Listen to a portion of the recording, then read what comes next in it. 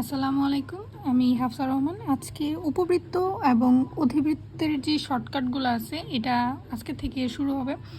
তো টাইপ 1 আলোচনা করব। উপবৃত্ত এবং অধিবৃত্তের কেন্দ্রের স্থানাঙ্ক বের করার নিয়মটা সেটা আজকে করাবো টাইপ 1-এ। তো এক্সাম্পল হিসেবে একটা সমীকরণ নিয়ে নিলাম।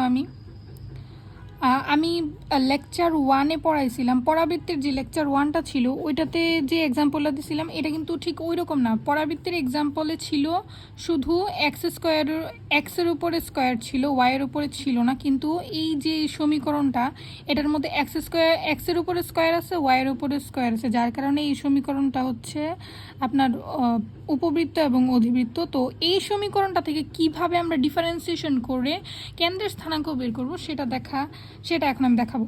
তো এইভাবে যদি কোনো সমীকরণ থাকে তো মাস্ট আপনাকে বলা হবে যে সমীকরণটা দিয়ে বলা হবে যে উপবৃত্ত, এই যে সমীকরণটা প্রশ্নে থাকবে সমীকরণটির কেন্দ্রের স্থানাঙ্ক বের করো। তো আপনারা যদি খেয়াল না করেন, আপনারা যে লেকচার 1 পরাবৃত্তের যেই শীর্ষবিন্দু বা কেন্দ্রের স্থানাঙ্ক যে বের করছিলাম ওইভাবে করলে কিন্তু হবে না, কারণ ওইখানে শুধু একটা পদের উপরে স্কোয়ার ছিল, আর এখানে কিন্তু দুইটা পদের উপরে স্কোয়ার। সো এটা একটু ভিন্ন ওইটা থেকে, এই নিয়মটা।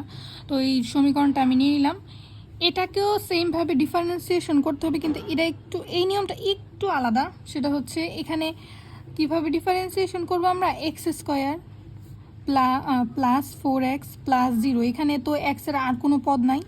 তো X square plus 4x is equal to 0। X স্কোয়ারকে ডিফারেন্সিয়েশন করলে হয় 2x প্লাস 4xকে ডিফারেন্সিয়েশন করলে হয় 4 ইজ ইকুয়াল টু 0। তো আমরা এক্সের মান পেয়ে গেছি -2।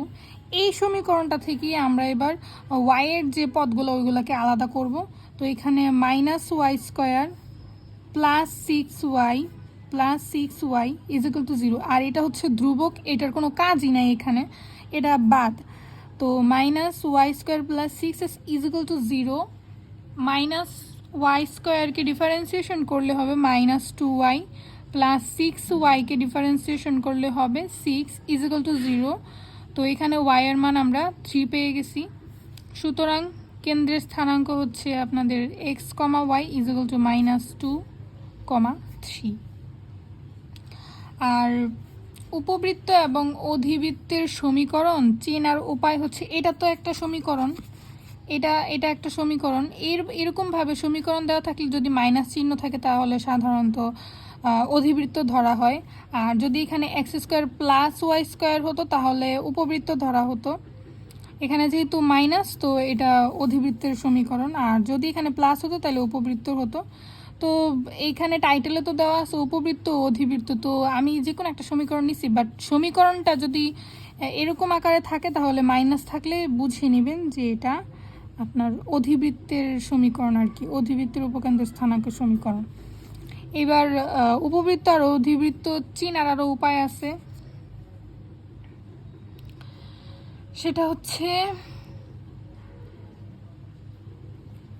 উপবৃত্ত এবং অধিবৃত্ত চেনার উপায় সেটা হচ্ছে এই যে উপবৃত্ত এই আকারে যদি থাকে সমীকরণ, এই আকারে যদি থাকে তাহলে যদি প্লাস দেখেন তাহলে এটা হবে উপবৃত্ত, আর এই আকারে থাকলে যদি মাইনাস থাকে তাহলে এটা হবে অধিবৃত্ত।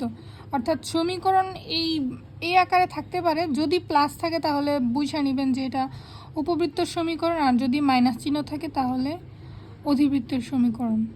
তো আজকের টাইপটা এখানেই শেষ, আশা করি উপকৃত হয়েছেন। আর কথা হচ্ছে আমি যেই টাইপগুলো দেখাইতেছি ওইগুলো শুধু আপনাদের বোর্ড এক্সামেই না, আপনাদের ভর্তি পরীক্ষাতেও আসে, অনেক উপকারী হবে এই ক্লাসগুলো।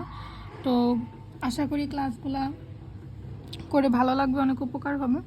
আজকের ক্লাসটা এতটুকুই। আসসালামু আলাইকুম।